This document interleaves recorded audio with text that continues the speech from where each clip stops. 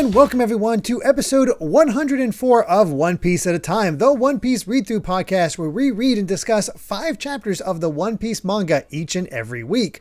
I'm your host, Derek Bittner, and I'm joined by my wonderful co-host and freelance letterer at Shonen Jump, Brandon Bovia. How you doing, Brandon? I'm doing pretty good. I'm, of course, Brandon Bovia, letterer of manga like Kaiju number 8 and Dragon Ball Super.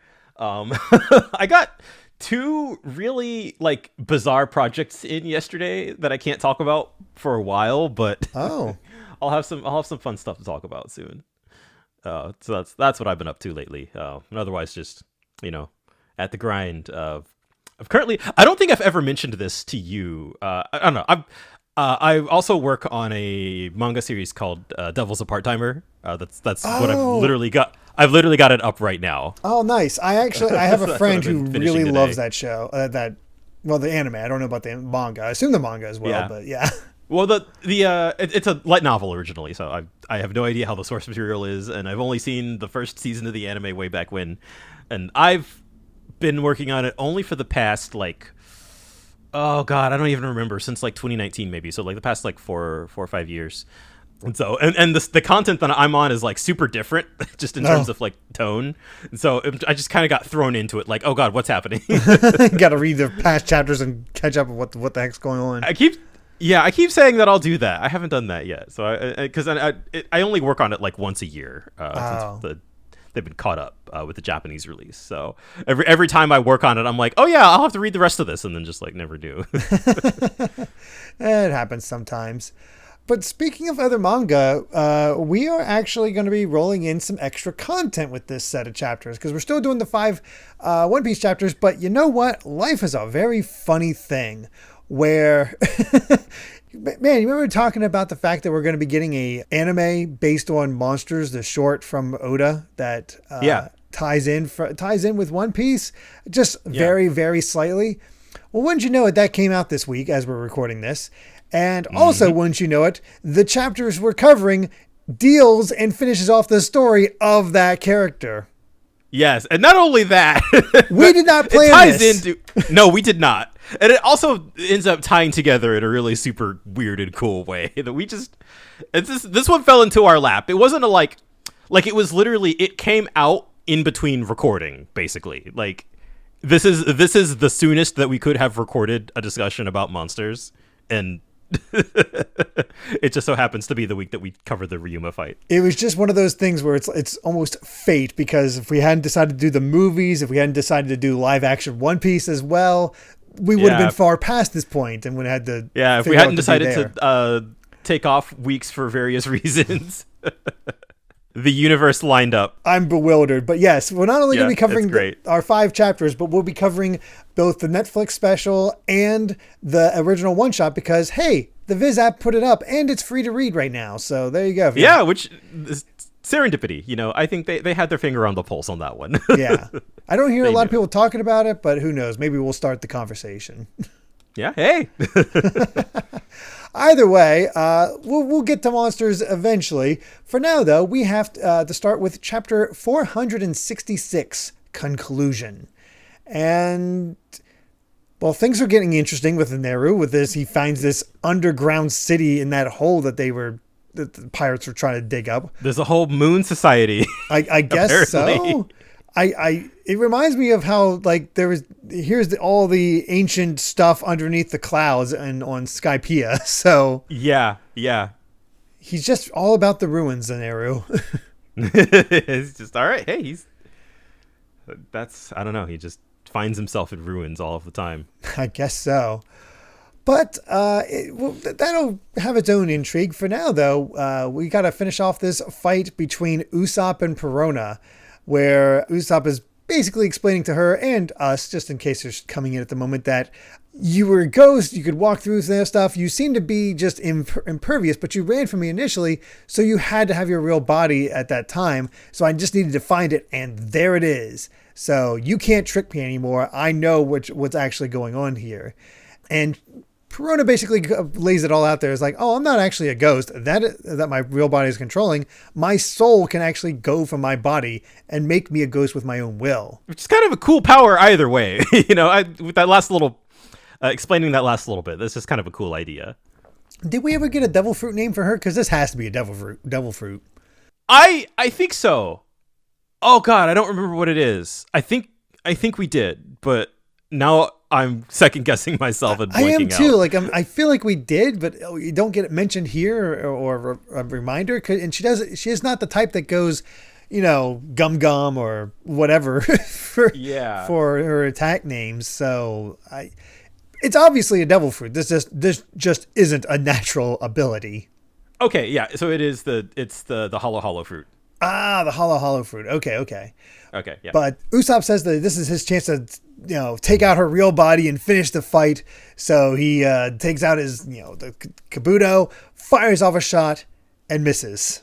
Yeah, it was a dud. Which I thought at first, I was like, well, that's uncharacteristic, especially at point blank range. But they just sort of move on from it. Based on what he had done before, I'm like, okay, this is a plan. There's no way this is not a plan. What the plan is, I don't know. But we get a special hollow, basically a giant version of those little guys that have been blowing up on Usopp this entire time, and it clamps down over his head. He's gonna get blown to bits if this thing goes. Yeah, off. This is the cute little visual of him imagining just pop. But this also serves as a distraction for Perona, so she's able to get back into her own body, and is like, it's finally over. So here, kamikaze wrap, blow you up, and nothing happens because frickin' Usopp with the dial, stuffed the entire explosion into that dial is just amazing. And then we realized what he actually did. He lied. It wasn't a big bang star he shot at her. It was a sticky star that has pinned her to the wall. Yes, and God, and then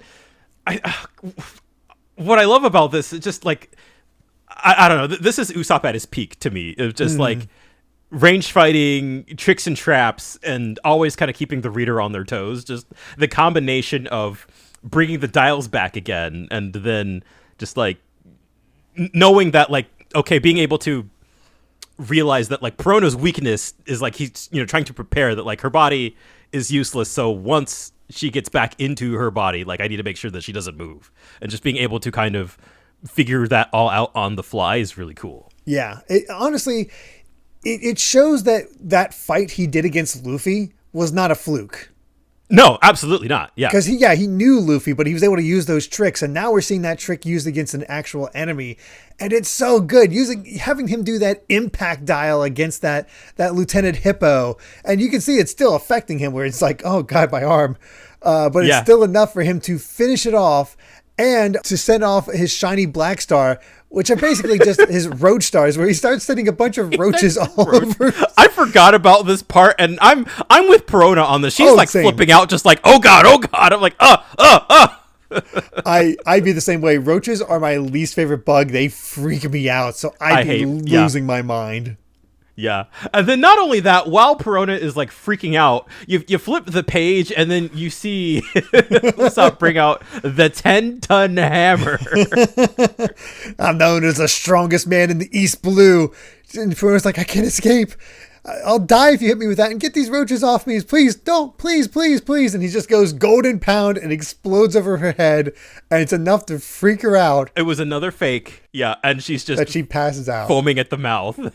Yep. And even better, it's actually just toys. the roaches. Toy roaches. Yep. God, I was pumping my fists. Like, this is a great fight from Usopp. Maybe one of my favorites, actually. It might be, because, like... up to this point, it just seems like you just seem to have some grit and will, some maybe good ideas.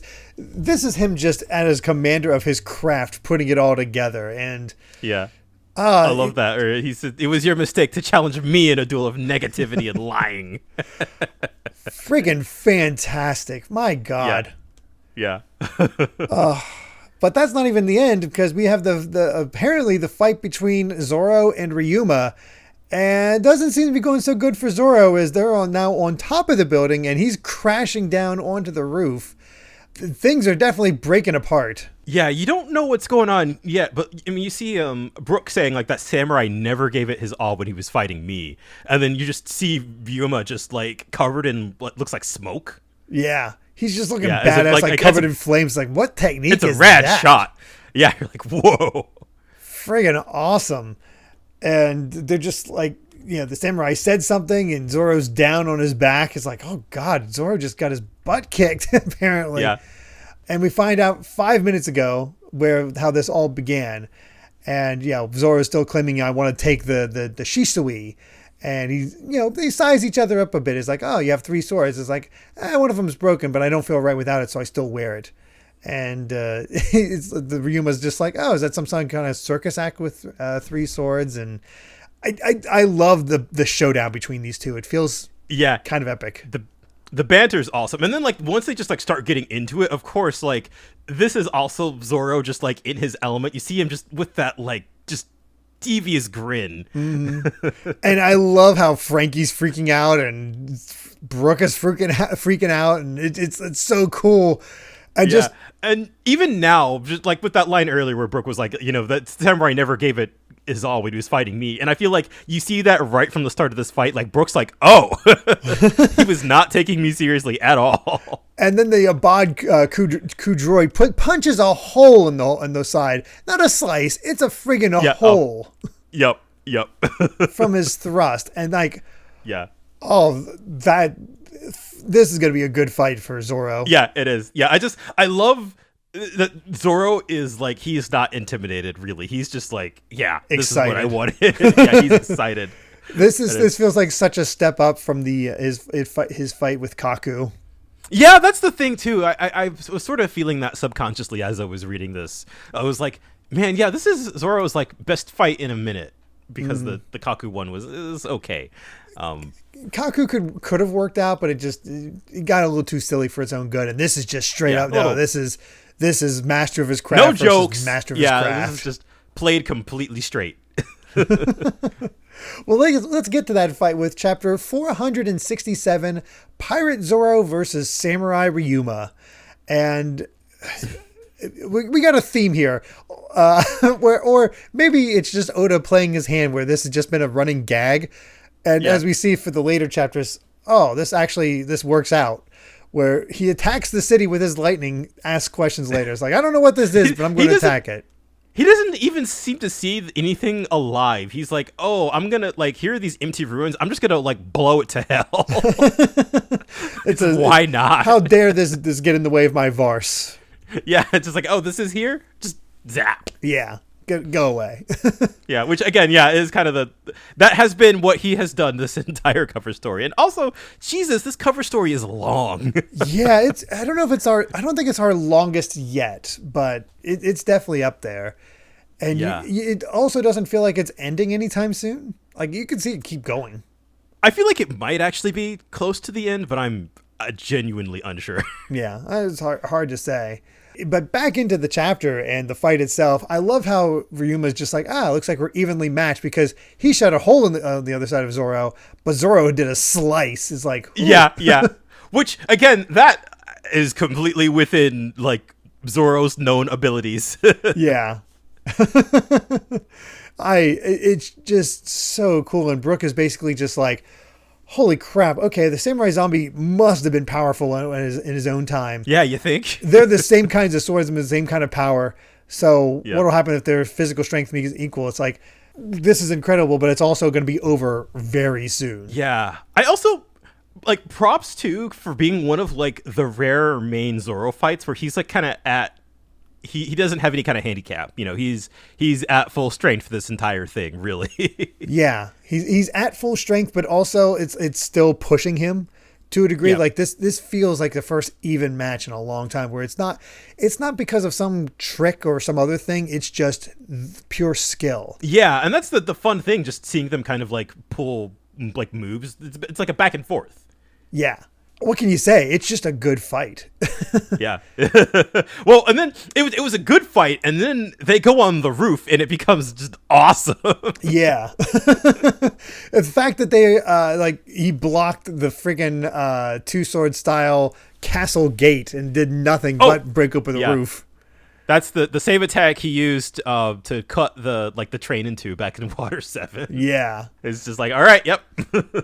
Frankie and Brooke, are just trying to hang on as they're fighting on the roof with uneven footing as it breaks apart. And it really, as they point out, just goes to show how good they are that they can still fight like this.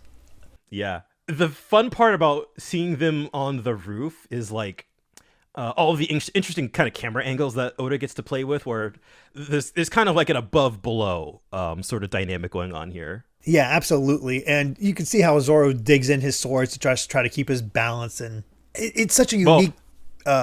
Well, go ahead. Oh, I was just going to laugh at the fact that Zoro's like, my swords might break if this fight goes on for too long. Meanwhile, he's like trying to use his swords as like a stepping stone just to hold his ground. Yeah, he's just pushing him to that limit. And I mean, that was a line that impressed me. It's like, holy crap, he really is getting pushed as the other swords are getting broke just from, a fight. Yeah. Not even a devil fruit power.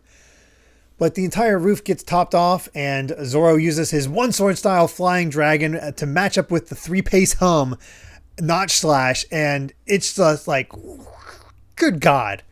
Yeah, that spread just mid-air. Oh, it's so cool. Mm-hmm. And you can see the cut against Ryuma going through. Don't quite see much with Zoro. And that's when he's like, what? The wound's catching fire? What the heck? And Zoro lands on his back.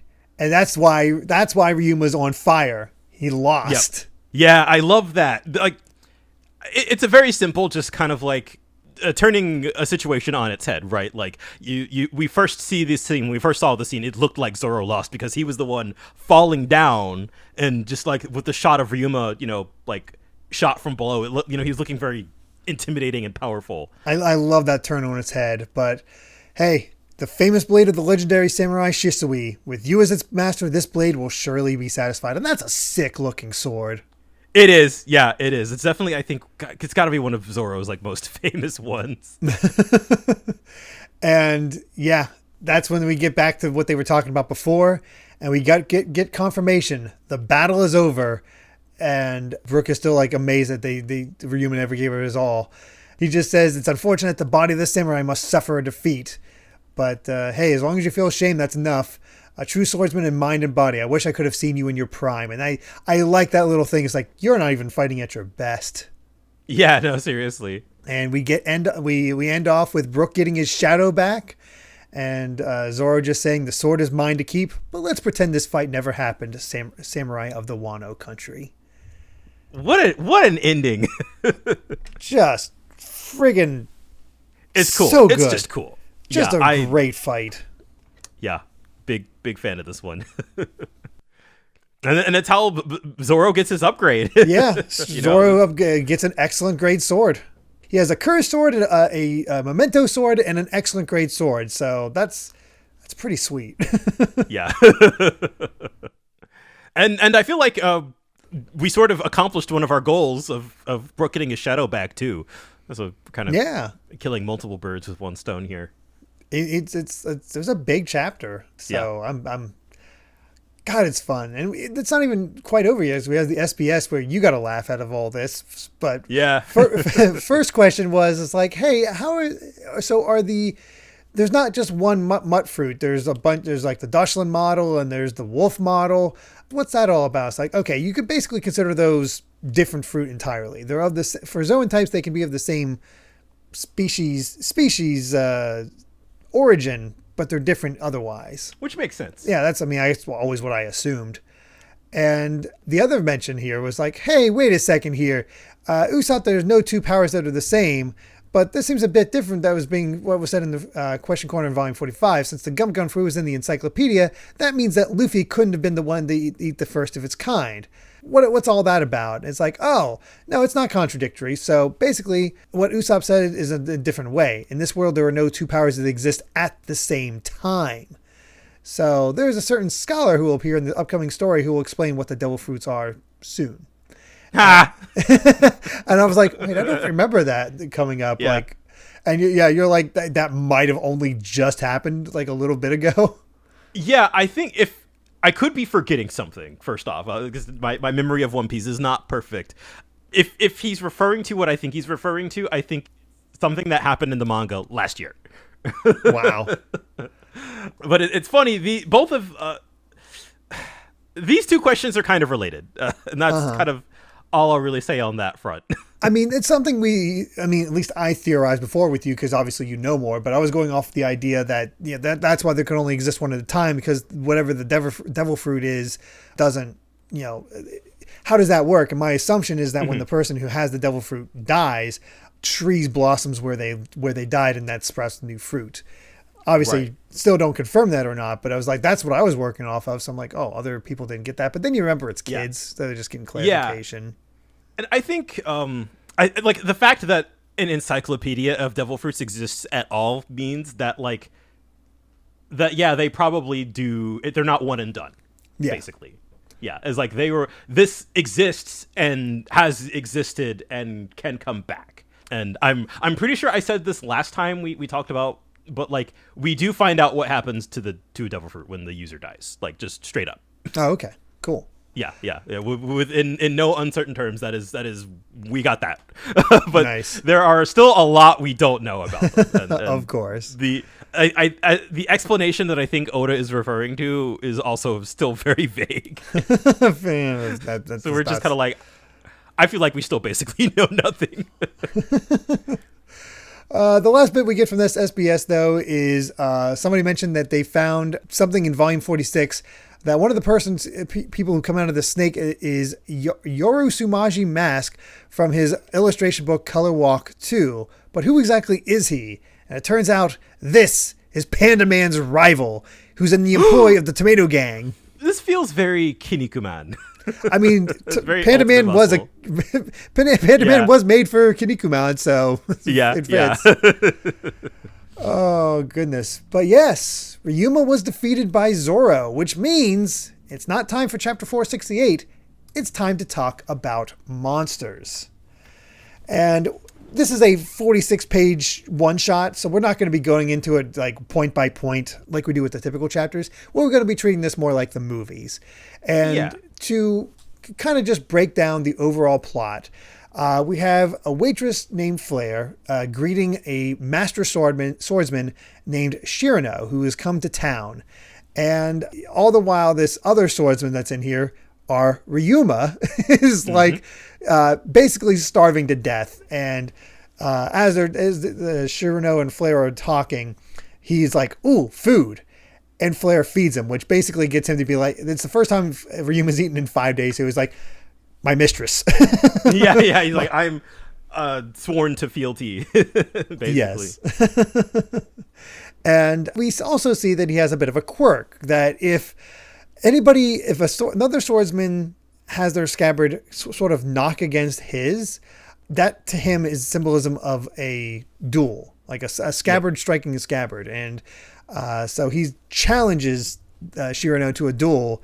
And it's just a one-stroke blade that Shirano is able to dodge under, but it cuts a bronze statue in half. But Shirano gets his sword at Ryuma's throat and defeats him. Well, I love that Ryuma's just kind of like, "You're not going to kill me. It's a duel to the death." Blah blah blah. Like how dare you not kill me? Yes, it's like it does not end until that happens, and that's when the Flare's like, "Hey, stop it! Hey, as you command." yeah. Which is just a great joke. Yeah. We see that he's powerful, but he also still just lost to this master swordsman Shirano. All the while, we have this weird guy named DR with DR plastered on his face, who's just a third-rate very Oda. Yeah. Walking down the street of this town. And as he's walking through, he's like, okay, what's up with that? We learn the past, where there was a surprise attack 7 years ago because a village tucked away in the mountains was attacked by a dragon and wiped out. The only survivor was Flare, who was rescued by Shirano, who regrets that she was the only one he was able to save. We should also mention that 10 years ago, so 3 years before this attack, a dragon horn was stolen, which is able to call forth a dragon. But yeah, Flare is the only survivor. Ryuma gets this story and he's walking through town. He's all full up. He's basically just learning a bit. And that's when DR and Ryuma have their scabbards knock against each other. So he challenges, except DR is obviously playing some kind of con because he has a knife sticking out of his belly all of a sudden. Yeah, he's pretending like he's basically framing Ryuma. Yeah.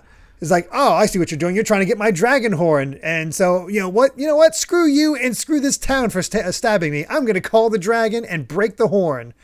So now nothing can stop it. So freaks out the town. The town immediately turns on him. Is like, what are you doing? Why did you do this? He's like, I didn't do anything. Stop blaming me. But nobody believes him. Yeah, he even gets slapped by poor Flare. Yeah, it's too much.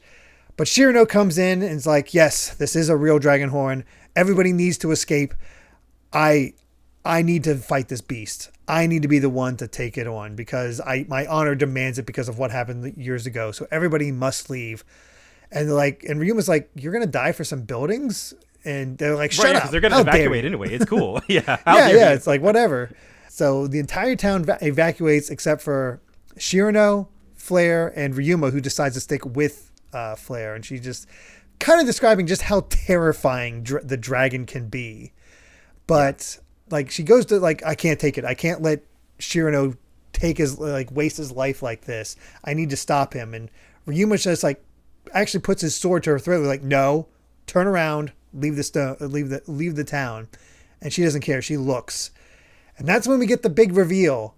Shirano and DR are in cahoots. Yeah, this twist specifically feels very One Piece. yeah, it's very One Piece, and it's also very. I only have so many pages to get this story across, so we're gonna have these two villains just explain outright, laughing about it the entire time, how we called the dragon on that town 7 years ago to rob them of their treasures. We're gonna do the same to this one, and hey, this girl's even better because I was able to boost my reputation and get fame, and. Basically, I killed everybody and I killed her parents, but it worked out because she was able to do this for me. It's like, wow, he putting it all out there. Straight up stabs her dad. Oh, it's brutal because it's he just stabs him right through the mouth. Yeah. This is far more brutal than your typical One Piece. Not egregious or anything, but harsher than you'd expect from Oda from reading One Piece certainly. All the time. Flare, of course, hears all this. Ryuma's with her, and she's like, "I'm not going to cry. I won't give in. I won't let. They'll win if I moped about it. So I'm not going to let that happen." So she just walks off and goes inside, and then actually starts breaking down and wailing in that very early Oda one way. Yeah. Ryuma hears this, decides to take care of this, and rushes off to confront the men. Basically takes them both on, fights Shirano again, who, is actually a good master swordsman despite being a con man, and takes him down on one stroke. Yep. No issue whatsoever. And that's when DR starts begging for his life. He's like, no, it took me 3 years to learn this, and I can stop it, so, don't kill me. And as we learn later, he didn't care. He took out DR. But the dragon shows up, and is ready to start laying waste to the buildings. But that's when Flare, who's basically like, yeah, just kill me, dragon, whatever. I'm done with life. Yeah, she's the only one who didn't evacuate. She's resigned herself to die, more or less. Mm-hmm. But the dragon shows up. Ryuma goes to fight it in a crazy way, jumps up, and cuts its head off in this great 2-page spread. Yeah. Just no issue whatsoever. Obviously, I don't remember when Oda made this and how long it is before One Piece. Obviously the art here is a little bit rougher compared to how One Piece opens, but stuff like these spreads, just having some of the coolest framing, that still is very consistent. His framing is still fantastic. Yeah, and just the way that the blood splurts out from the dragon's neck, kind of framing the action it's awesome. It's great. I love it. Yeah, it's friggin' fantastic. But yeah, Ryuma takes out this dragon, and he's like, hey, I hear dying isn't very fun, so don't think about it anymore.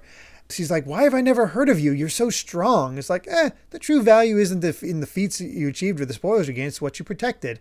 Plus, I fought for you twice since I took out those guys and the dragon, so when I come back, feed me again. that's when the town finds out what's going on. And earlier we should mention that he was talking to the one guy at the bar who mentions that the strongest swordsman in the world is just known as a man named the King. And they're like, and Ryuma's just like, man, I should fight that guy because that sounds like a lot of fun. And that's when we learn as he's walking away that, oh, the full name is Ryuma the King because he never gave his name until this point. And it's like, of all the swordsmen in the world, he has the biggest heart of a great warrior. And it's like everybody calls him the King because that's what everyone he saves calls him. And it's just like, okay, that's a good reveal. Yeah, it's a cool way to bring things back around. Yeah. And particularly, gosh, now in the context of just having watched a zombie Ryuma fight in One Piece, you see that he's just like an honorable man. Yeah, completely honorable. And I love the idea that the strongest swordsman in the world doesn't know he's the strongest swordsman. Yeah. that's a cool twist. You could actually get a pretty decent 100-chapter manga out of that. Yeah, I feel like there's something very like almost like mythological about it, of like, here's like the story of a great man, that kind of thing. Yeah, it's a great case study of early Oda and how it evolved into One Piece, and how honestly some things are kind of better than One Piece in some ways, because honestly Flair's design is fantastic. Yeah, and I feel like even early One Piece, I feel like, Oda's female character designs, I think, were just, more unique without feeling like copies of Robin. This? I mean, the copies of Nami. Yeah. Or Oda has two women. It's either Nami, Robin, or just like somebody completely kind of grotesque and or just a little off in the same way as like Perona. Like you can feel he's attempting to make it different. Yeah, because I'm sure there's a criticism at this point, but. Yeah, there's something very like charming and 90s about his style in this era, and I was really fascinated by the anime too, because it feels like it's kind of splitting the difference. It's like it's not quite Oda's modern style, but it's updated. So I thought they did a really cool twist on the style. Yeah, it doesn't feel like this is the same world as One Piece. Like with Ryuma's design, you definitely get early Zoro from it to a degree. Oh, for sure. Yeah. And you can sort of see but it's not like this is Flair's early Nami. I guess that's the big thing we hear. And the other interesting thing is... Yeah, she feels like her own character. Yeah. The other interesting thing about this is like this is sort of like almost an old West town more than anything else. This does not take place in Wano. So there's no mention of Wano. He's just from Wano. Yeah, it could be anything. Honestly, like the structure of this, maybe just because of the mix of styles, like this could be a Alive chapter. Yeah, like this could be they already like grabbed like 7 different manga artists to design 7 different scenarios. Like here's one that could have been done by Oda. Yeah. As far as the anime goes, it's basically the exact same story. I think Shirano's designed a little differently. DR is definitely a little more grotesque, too. Yeah, DR is definitely more grotesque. And there's other small differences here and there. Like, the dragon actually burns some of the buildings before Ryuma is able to take it down. In this, no building gets taken out. So there's a bit more threat. And the actual fight with the dragon is more than just a single stroke. Yeah, I mean, they do some really cool camera angles with it, and they kind of, I love that the sort of black and white flare they do as he cuts the dragon. I definitely got the vibe that there is definitely like some scheduling issues and some animation issues. Like it's not ugly or anything, and it's not the worst thing I've seen, but it definitely like has its shortcuts for what you would expect for like a Netflix. Well, I guess Netflix anime are all kind of over the place. It feels like they didn't have as much time as they maybe wanted, but it looks good in all the right places. Yeah, it does the job, because like I was. Yeah. It looks like an average episode of an anime. Yeah, exactly. You can see where they like, okay, we're going to still frame it here just to save on budget. Like when Flair's hearing all that stuff and it's just focusing on her mouth and she's not, doing anything, and it's very static, and they get to reuse the laughing and all that all the time. But there's also a lot of like violent thing happens, cut to black. Yeah. Like before you see the impact, that sort of thing. Mm-hmm. I also like, I don't know if it's intentional. I wouldn't be surprised considering it's Oda, but Shirano and the mustache kind of reminds me of, he doesn't have a big nose, but it's kind of like Cyrano. That's what I was thinking. I was wondering, I was like, is this a pun that the translation's not getting, or is it its own thing, or is it like an unintentional reference, or like is it even a reference at all? Yeah, I was like, yeah, is this like Cyrano, like Cyrano de Bergerac? It No? kind of feels Okay. like that way, especially because the way he's dressed and whatnot. He just doesn't have exactly the nose for it. Yeah, so I was like, huh. Which honestly, You if he never did know. have a bigger nose, it would fit with the whole lying aspect. Like a little hint of that. It would, yeah. Yeah, the anime is actually well done. I do recommend either reading it or watching it. Honestly, both, just to see the differences, because it's not a long. It's not a long read. It's not a long. It's only 25 minutes for the anime, and I actually watched it in English.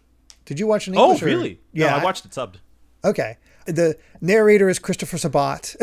Oh, okay, of course. Okay, I was not entirely sure because the narrator is Kazuya Nakai, so they got Zoro for both. Yes, and I did, and I also heard Christopher Sabat a few times throughout the some of the extras. Like, Yeah. you've been watching Funimation anime for long enough, you know your Sabat. Yeah.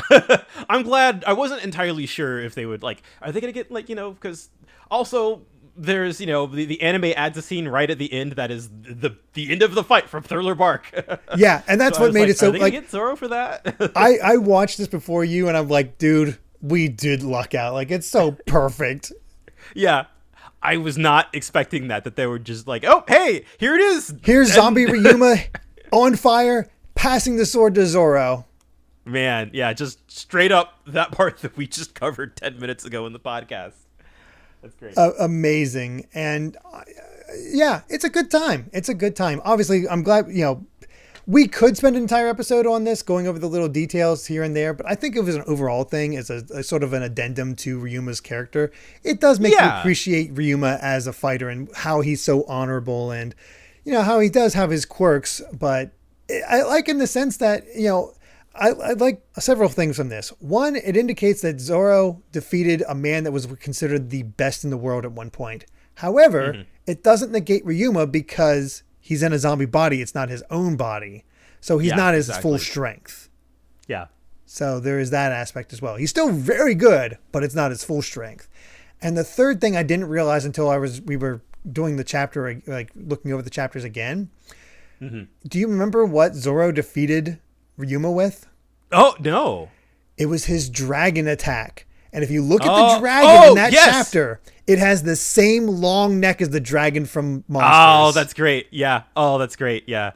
Also, the anime adaptation added a subtitle to Monsters. They called it 103 Mercies Dragon Damnation, which is I was going to ask you why.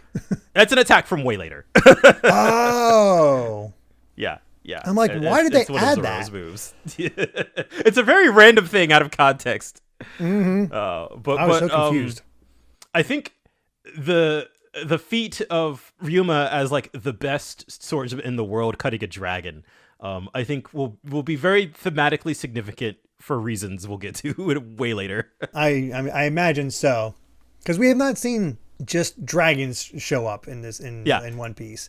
But yeah, it's a very special thing. So it's not. It's meant to be a like, oh, even in this sort of wild, wacky world, it's like, oh, dragons. Yeah, well, that's cool. So yeah, that's the Monsters one shot. Obviously, there's a way more details in there, but that's the overall idea of it. And yeah, it's well done. It's again, if you want to take a look at early Oda, it's very fascinating in that way.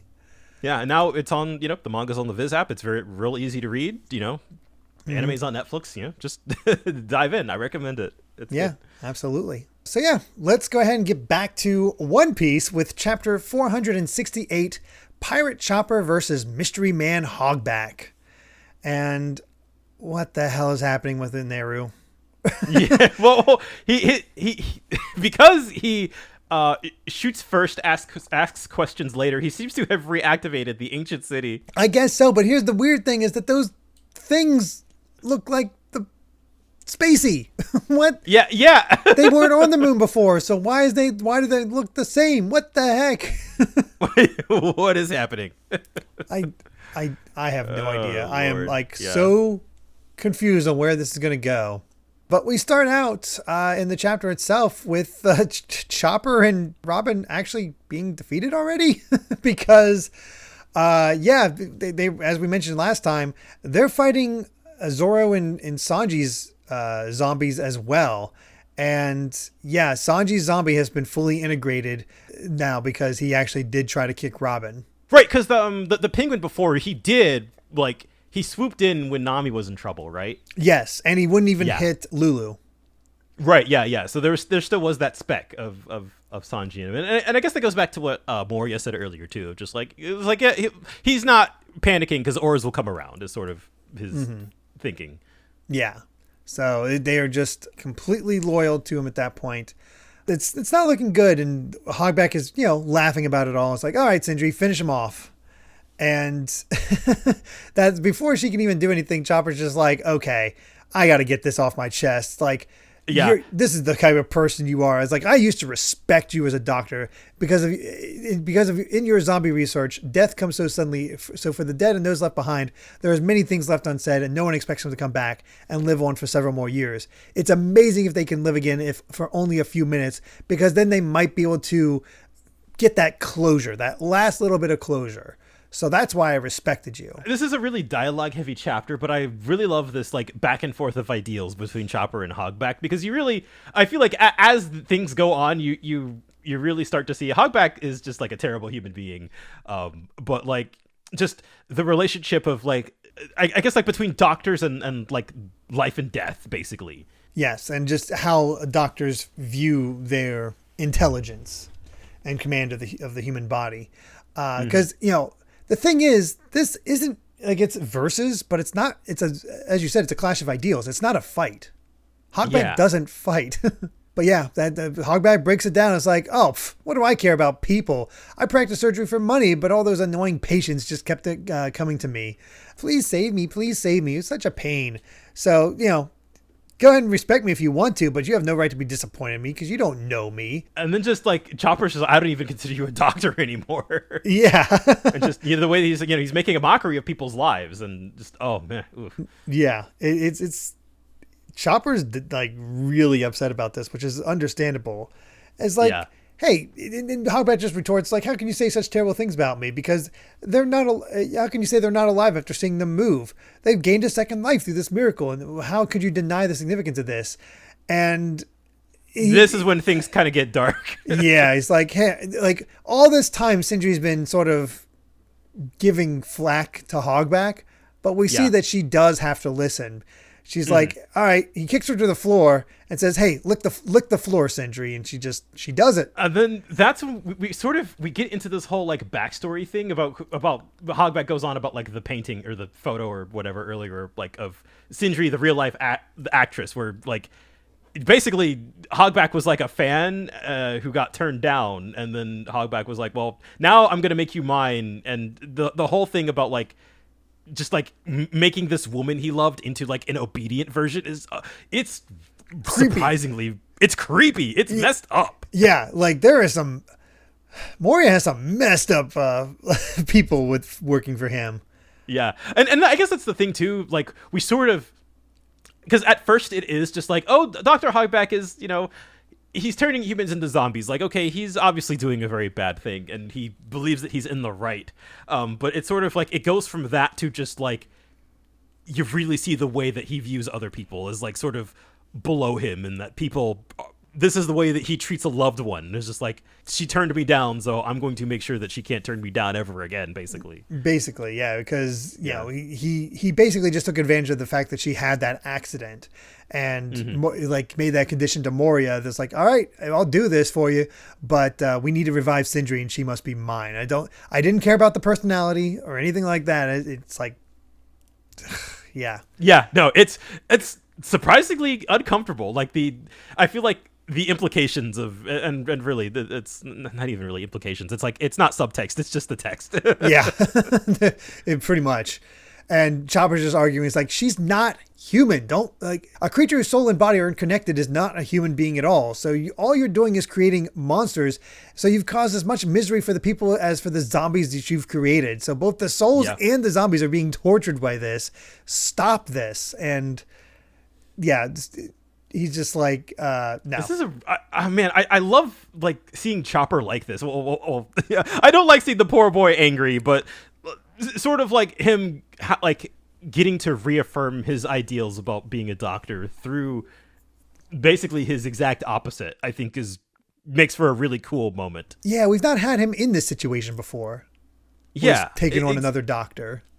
Yeah, because it's like it isn't a like fight in the traditional sense, but I feel like it is a really cool exploration of Chopper's character. And yeah, he suffers the plates from Sindri, having them smashed on him over and over again, and basically just pleading with her is like, you don't have to listen to him. And she's actually stronger than you think, and she is beating the living tar out of Yeah, Chopper. it's kind of kicking him and holding him back. And he just keeps like, what would your family think? You're patched together with those ugly scars, fabricated like some expendable soldier. Your family doesn't want to see you like this. You were born with both a body and a soul, but that soul died a long time ago, and yet your body is being forced to follow order. Where's the meaning? Human beings need more than that to be free. Hogback's the one's not treating them like humans. Yeah. Because he's just like, yeah, I'm bringing people back to life. I'm great. Right. Like it just, I feel like the speech feels so informed too about like Chopper's own past and, where he's coming from with Dr. Hirolik and stuff like that. Of just, I don't know. I see these ideals and I feel like I can understand exactly where he's coming from. And you can see why like that research just to get those last moments with Hirolik. Yeah, exactly. Yeah, and he was never able to properly apologize for what he did. Yeah, and it feels like Hogback is making a mockery of all of that, basically. Yeah, it'd be like Hirolik coming back and being not himself, and that would be torturous. Right. Like you wouldn't want to see that. No. And they try to purify her, but it didn't work because Sanji and Zoro get in the way. Yeah, which is some much needed levity. I feel like. Thank goodness. Surprisingly dark this chapter got. And because of that, of the two of them like sort of getting in the way of of each other, thanks to Robin, really. Yeah. They start fighting each other.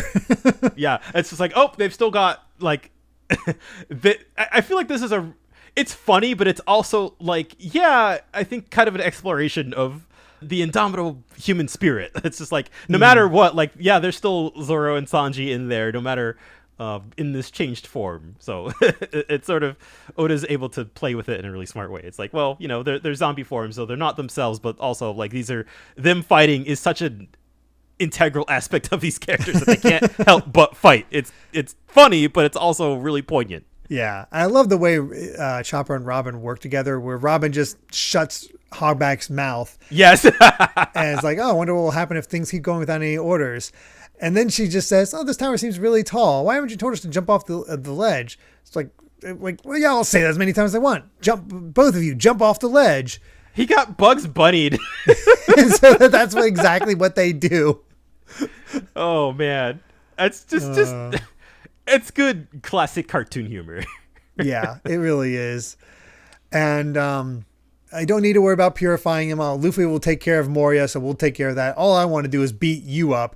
And Hogback's like, Sindri, buy me some time. I'm getting out of here. And then it ends with Sindri's body not being able to move and crying from crying, yeah. And oh man, I had completely forgotten all about this plot line, but like it is actually really good. Yeah, I think that's where Thriller Bark shines, is these smaller moments. Yeah, for sure. Yeah, if you couldn't tell just by the complete reverse in tone in this episode versus last week, it's this is so much better than last week. It has so many good character moments, just Zoro and Ryuma and Chopper and Robin and Sindri. Poor Sindri. Just wow. Yeah. But let's keep going with chapter 469. Come out here, Straw Hat Pirates. And Arrow's getting thanked because he charged up everything. So they all ran out of batteries, which is why so we had this whole society on the moon that ran on electricity. But then ran out of electricity somehow. But now everybody's back. And I have a thought, but I'm going to save it for the final one. Okay, yeah. I believe I think I can mention it there. Let me double check. Okay, yeah. I can save it for next time. That's interesting in and of itself, but we'll get to something else later. For now, yeah, Sindri's body won't move, and Hogback's like, what are you talking about? And stop with the fake tears. You need to follow my orders. So I love the idea that like Chopper's speech basically got through to the real Sindri. Yeah, the body of Sindri is somehow responding because it's not the soul of Sindri in there. Yeah. I don't know. Who knows who's apparently the soul within Sindri is the one who hates plates. Yeah. So, oh boy, just talking about this, and Robin is able to contain her and all that, but unfortunately she's not able to fight through. She's ready to kill. That's why Robin has to contain her. And Hogback immediately starts trying to run off, and there's like, oh, there's some sort of shaking, and it's oars again. And Chopper's able to tackle him, and Hogback just goes off. Is like, how dare you pretend to be human and try to side with the corpses? You're a freaking monster. I love this line from Chopper too. Chopper tells him, our captain can get monsters, cyborgs, beasts, perverts, and extremely pessimistic people to work under him, but he doesn't need to make these voiceless corpses to submit to him, which is just awesome. I love that line. That is so good. I love how Sanji's thrown under the bus with the perverts line. Yeah. I just... There's so many great things about that makes it work as a joke, but it's also the belief in Luffy as a captain. It's just like, it doesn't matter who it's I guess it's like Hogback doesn't even understand, right? It's like, why are you doing this? You're not even human. You know, it's like, it's not about being human or not. It's the oh god, what's the word I'm looking for? It's like the charisma of the person leading, I guess. It's the soul, you know? Yeah. Right. It basically. And the other great thing, I love the team up between Chopper and Robin, where they work together to do a Robbie Cho suplex against Hogback. I'm like, yes, that's awesome. Robin grows extra limbs under Chopper so that he goes like super high into the air, and then you just see like Chopper holding on to Hogback, just like, oh god, he's gonna suplex him from freaking like 30 feet in the air. Yeah. And at first I was disappointed, because we just move straight to the next scene. Yeah, we don't get to see it because instead we go back to Moria and Luffy, where Oars has returned and has become obedient. I was actually somewhat surprised by this. I thought, just based on all of the gags of Oars, not just being too much like Luffy, that I didn't think he'd actually get under control. Yeah, I didn't think he'd submit. I think this is definitely, as we'll see, our challenge for this, because Perona's done, Hogback's done. We don't know about Absalom yet, and Moria's still not done, but there's running out of people to take down, and Oars presents a kind of a big problem. Yeah, quite literally. Yeah, and Moria basically runs off and is like, all right, you play with Oars, I'm out of here. And Oars prepares to do his gum bell, even though he can't stretch, and bash through the wall into the room where Robin and Chopper were getting ready to suplex Hogback, and unfortunately they're not able to. Yeah, I felt a little bit of blue balls from this. It's just, I was so ready for a good meaty finisher from Chopper. Yeah. Instead, all we get is Hogback pinned under the rubble and, barking orders at Sindri to get it off of him.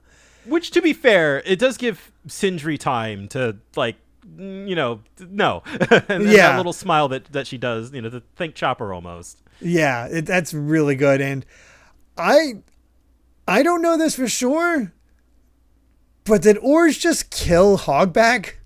I think so. Death is a funny thing in One Piece. Is this our first death, like in modern, like in present One Piece? I guess, other than like Mooks, like from the early stuff with Buggy. I'm gonna hold out on that one. I'm genuinely not sure if Hogback dies from that. I feel like he should, but One Piece. I mean, I'll take him dying instead of from Oars, from his own creation, get that whole aspect that's a of good it. Point. Rather than taste your own medicine. Yeah, rather than take care of all of that. But I have no idea. It's so hard. Yeah, me neither. We've been faked out on death so many times. So yeah. At the same time, I feel like Oda really played up Hogback being such an irredeemable monster that just like. Yeah, if there was any guy who was going to get taken out by his own creation, it would be Hogback. I think so. But I'm genuinely unsure. Yeah, Oars is on the attack, And as Usopp is running along, being like, what's with all the shaking? Here comes Oars chasing after him. And then within the same building in the church, here comes Oars' foot as he's trying to protect Nami. Oars is all over the place now. Yeah, just every aspect of him is disrupting it. And it's just enough of a distraction that Absalom is able to kidnap Nami again. I feel very foolish for assuming that the fight was over last week. Yeah, for some reason I got the feeling that it wasn't over, but yeah. We'll see what comes of that. Instead, we'll just, again, have this Luffy zombie just wreaking havoc. And Zoro and Brook and, and Frankie see it. Like, Oars just immediately bringing everyone together. Yeah, I feel like we've transitioned to, like, Oars being the major threat for at least this next chunk of chapters or so. For sure. Yeah. And basically, it's a huge evacuation as Moria's running away. It's like, oh, you're coming after me? I think your friends might need help with your zombie. It's like, no. I'm gonna take care of you first, Moria. They can handle him. Yeah. Hey, Luffy's got his eyes on the prize, man. And Absalom got away back to the church, and it's like, all right, let's go to someplace else together to marry you. And fortunately, the sleeping drug seems to be lasting. It's like, ugh. Boo. And we see Perona zombies getting her out of here before it collapses. She's fine, but knocked out, still foaming at the mouth. Yeah. And basically, Chopper and Robin meet up with Usopp at the Wonder Garden as they're looking out over. We failed to mention it before, but their wanted posters are pinned to Oars' arm, so he knows what they all look like. He's basically been told to take them all out. Yeah, everybody's freaking out. We've got this huge 2-page spread of, Oars saying, come on out, Straw Hats. And then everybody's freaking out. And of course, Zoro, the freak, is just like, all right, sounds like fun. Yeah, it's like, oh, we gotta take out this thing. It's like, oh, I'm down. Time for a raid boss. Pretty much. Holy crap. So that brings us to our final chapter for this set. 470, Oars versus the Straw Hat Pirates. And this is the thing that got me like, oh my God. Yeah, here's the lore, by the way. An education in paintings, the ancient Moonanites with wings. First of all, I got to laugh out of Moonanites because that made me think of Aqua Teen Hunger Force. Yeah. Which was the thing, I believe, at this time. It was definitely around the early 2000s. So the Aqua Teen was definitely a thing at this point. For sure. But the people who lived on the moon had wings. Yes. So basically the Shandians and the Skypians they're descendants of moon people. I think is the implication here. I think so. Somehow this bit of lore completely went over my head the first time I read this. Oh, me too. Yeah. And I only went back to it because there's something from way later on that ties back into this. I was like, oh, there's something kind of sort of, how do I put this? When it is introduced, it is unrelated. You kind of think it's unrelated to like the Skypians and Shandians, and you're like, oh, like, yeah. So there was a moment where I was like, wait, One Piece has moon people, and then I was like, oh, One Piece has always had moon people. Yeah, it kind of explains. Was the old man on Skypiea? I don't think he had wings. Did he have wings? Oh, I don't think he had wings, but. Yeah, and the place where he was actually, oh my God, yeah. So the place he looked like the architecture of like when he was like on Earth, it looked very Japanese. Yeah. So I'll say just straight out, like, was he God, in Wano? Is he in Wano? Which makes sense. As much as I'll say about that. That makes sense, sadly. I can't believe the damn wings of the Skypians ties into the freaking moon, which somehow ties into Wano. What the hell is Oda cooking? What is he cooking, indeed? But also, I do remember we talked about this during like the flashback in Skypiea, where we were like, wait, the Shandian, or the people who like became the Shandians later, they always had wings even before they went up into the sky, right? On Jaya. I think so. So I want to say what happened is like there must have been something of like, I'm spitballing here, by the way. I'm not confirming or denying anything. This is pure theory on my point of like there was some sort of like immigration that happened from the moon to the sky to the earth. I think is what happened, because like as far as we know, the people who are the indigenous people of Jaya, like seemingly always had wings while they were there, which is, there's so many fascinating little, like, just from this one little image alone, there's like, it blows the door down on a lot of stuff, which is just, the hole keeps getting deeper. Yes, it does. From this weird chapter to, like, you would never think a Neru Goes to the Moon would give you this stuff. Like, it has no connection to the main story. Piece, it's just man. weird. This is why I love One Piece. Either way, the first matchup we have with Oars is Sanji. Oh no. Yeah, so we get this, like, wow, Sanji is just getting dwarfed by Oars. That's not good. I love that even though he is under Morio's command, he's like, Luffy, that's the name of my enemy. My name is Oars. Nice to meet you. with the scary font. It's funny. It's really funny. And I love this joke where everybody's just like, oh crap, Sanji's in trouble. We get Oars looking at Sanji's wanted poster. It's like, identical. You're with the pirates too. The first one to realize that Sanji's wanted poster. Yeah, that's a good gag. God, there's so many good underrated gags that come from the stupid wanted poster. But yeah, I got a big laugh out of that. And Oars starts saying his gum is like, oh god, he can stretch. Did he become a rubber beast too? And he's like, nope.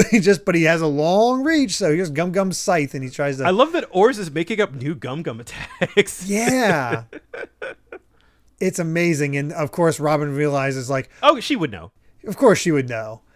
And Sanji tries to hit him with the Collier whatever, but it's blocked by Oars. And the crazy thing is from what we can tell, he jumps, gets behind Sanji, and just smacks him into the wall.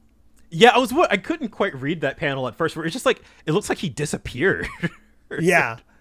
Yeah. It really seems that way. And he grabs Sanji, he's ready to just take him apart. When Usopp with the save with the Firebird Star setting his hair on fire, which causes him to drop Sanji. It looks like he throws him just into the ground. Yeah. And that's why he's like trying to put out the fire, not like in any real panic way, but he's like, oh, those three are on my posters as well. And then Frankie's shooting at him, trying to get his attention away from Usopp and the others. And my God, the way he's able to just disappear and be so fast, and he just drop kicks the friggin' building they're on. I got to admit, man, Oars is like legitimately terrifying. It's like, the fact that he's fast. It's that he's fast and he's that huge. And I wonder if the speed might be like Luffy, that might be the Luffy in him. But it's just like Oda is able to really sell just like the raw destructive force of this so well. And more so than anything on Thriller Bark. This is like, oh no, this is like final boss level. Yeah. And the fact that freaking Zoro tries to do his double gorilla split, like he buffs up his arms and all that, goes to use it, and he just ducks under it and uses the Gum volcano to just launch Zoro into the sky. Good God, he's gonna die if he falls from that high. Frankie tries to shoot, nope, dodged it, gets a building just slammed into him. Yeah. So that takes care of Frankie and Brooke that are just down. Robin's able to save Zoro with her spider net, but nope, it's not enough. He slams another piece down, and it's too big. It's just in just a few pages, he has dismantled every member of the Straw Hats. Yeah, everybody's down. The only two that are still up are Nami, who's technically asleep still, and Luffy, who's chasing after Moria. Yep. Wow. And just that final shot really feels just like it's game over. Like, what a way to end this chapter. Really fast. Yeah, no. Wow, man. Again, I have no idea if Thriller Bark is any good or not. I feel like that's my big takeaway is like, I loved this set of 5 chapters and then like loathed the previous 5. It is a up and down set for sure, where you can have some brilliant stuff and then just have it sort of knocked away. The thing is, I think this would be still a very well-regarded set if it wasn't for the perversion. Yeah, that really is just like the dark cloud hanging over everything is just, and like, it isn't even really that big of a thing in the grand scheme of things. Like, no. Like the Absalom Sanji stuff is, it's like a few chapters at max. It's spread out. Like, Absalom's antics are a very small part of what this is, but it's so bad that it does sort of rot the rest of it. Yeah, it overwrites everything else. You're like, ugh. Yeah, and so, but like I'm enjoying this stuff so much that I don't know. Maybe this time around, I don't know. I can see it more for the positives. The thing is, I think it's this point that it's going to be really decisive on whether we like Thriller Bark or not. Yeah, I think so. Because I remember the fight against Oars taking a long time. Yeah. Now, granted, I believe I was reading it week to week at this point, so it probably felt Oh, long. okay. I of course, the manga had just gotten to the time skip, or not just gotten. They were a little ways into the time skip when I first started reading it. So I was, of course, like binging Thriller Bark, and maybe because I don't know, this just sort of that feeling of wanting to get through it, where you're like, it feels like it's taking forever because you just want to get to the next thing. So Yeah. And in some ways that feels like it's not fair to it, where I'm trying to take it for its own merits, and like there are a lot of merits. So there's a lot of merit so far. They've been able to, like, we got everything with Brooke, we got the Chopper stuff, we got a great Usopp fight, we got a great Zoro fight. Like there are definite highlights here. Frankie and Robin getting a nice spotlight. Yeah, it's better than I remember. But yeah, it's all a matter if you can stick the landing. Yeah, for sure. That seems to be the final piece is the ending. So we'll get there. We're surprisingly close. We're almost done with this arc, actually. I believe we only have like 20 chapters before the end. Yeah. So we'll find out. Let's keep on going. Yep. So with that said, I believe we've said all we've wanted to say about chapters 466 to 470 of One Piece, along with the Monsters manga and OVA. Thank you so much for listening, and you can find more of my ramblings and stream VODs over at BitNerd Games on YouTube or BitNerd with an underscore at the end on Twitter. And Brandon, where can everyone find you at? I am at Brandon Bovia on Twitter, talking about anime, manga, games, and my job. And speaking of flawed masterpieces, I'm halfway through Yu-Gi-Oh! GX. Well, just kidding. It's been very flawed, but my memories of the last half of the show are fairly positive, so I'm looking forward to that. That's awesome. So yeah, we'll have to see if we can end up with a positive outlook on that. So yeah. Keep an eye out. And hey, if you'd like to help us out more, you can support the podcast over at patreon.com/Derek Bittner. That's DERRICKBITNER to listen to the next episode ad-free 3 days early. And make sure to return next time as we discuss chapters 471 to 475 of One Piece. So until then, my friends, bye. Remember to take life one piece at a time.